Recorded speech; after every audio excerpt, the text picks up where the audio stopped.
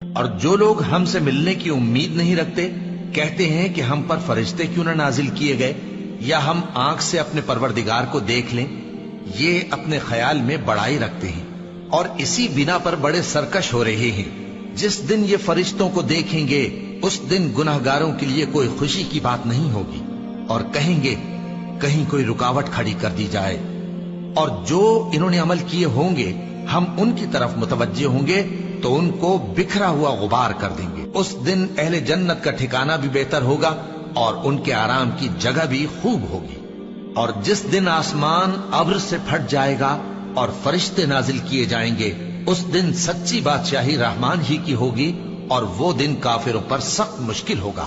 اور جس دن ظالم اپنے ہاتھ کاٹ کاٹ کھائے گا اور کہے گا کہ اے کاش میں نے پیغمبر کے ساتھ رستہ اختیار کیا ہوتا. ہائے شامت، کاش میں نے فلاں شخص کو دوست نہ بنایا ہوتا. اس نے مجھ کو کتاب نصیحت کے میرے پاس آنے کے بعد بہکا دیا. اور شیطان انسان کو وقت پر دغا دینے والا ہے.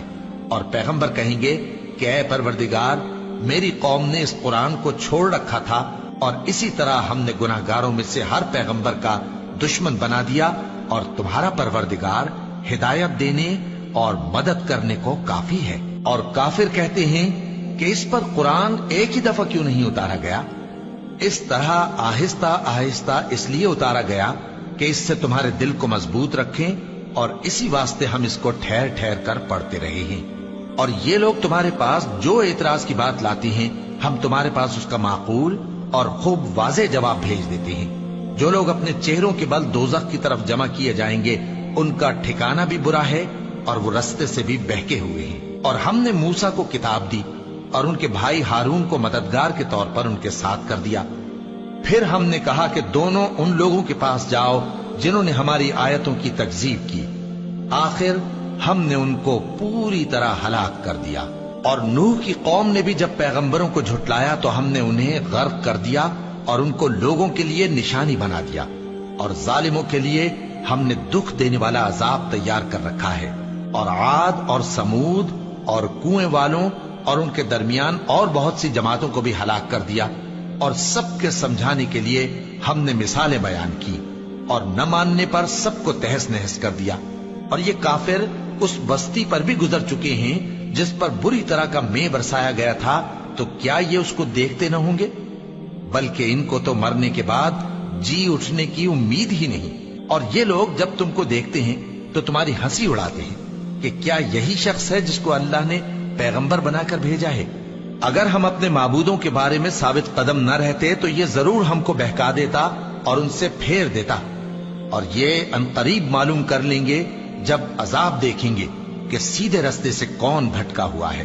اے پیغمبر، کیا تم نے اس شخص کو دیکھا جس نے اپنی خواہش نفس کو اپنا معبود بنا رکھا ہے؟ تو کیا تم اس کے ذمہ دار ہو سکتے ہو؟ یا تم یہ خیال کرتے ہو کہ ان میں اکثر سنتے یا سمجھتے ہیں؟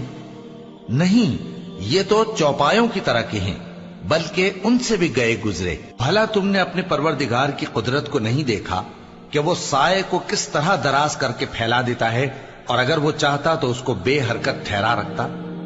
پھر ہم سورج کو اس کا رہنما بنا دیتے ہیں، پھر ہم اس کو آہستہ آہستہ اپنی طرف سمیٹ لیتے ہیں. اور وہی تو ہے جس نے رات کو تمہارے لیے پردہ اور نیند کو آرام بنایا اور دن کو اٹھ کھڑے ہونے کا وقت ٹھہرایا. اور وہی تو ہے جو اپنی رحمت یعنی مے کے آگے ہواؤں کو خوشخبری بنا کر بھیجتا ہے اور ہم آسمان سے پاک نتھرا ہوا پانی برساتے ہیں تاکہ اس سے شہر مردہ یعنی بنجر زمین کو زندہ کر دیں اور تاکہ ہم وہ پانی بہت سے اور آدمیوں کو جو ہم نے پیدا کیے ہیں پلائیں. اور ہم نے اس قرآن کی آیتوں کو طرح طرح سے لوگوں میں بیان کیا تاکہ وہ نصیحت حاصل کریں، مگر بہت سے لوگوں نے انکار کے سوا قبول نہ کیا. اور اگر ہم چاہتے تو ہر بستی میں ڈرانے والا بھیج دیتے. تو تم کافروں کا کہا نہ مانو اور ان سے اس قرآن کے حکم کے مطابق بڑے شد و مت سے لڑو.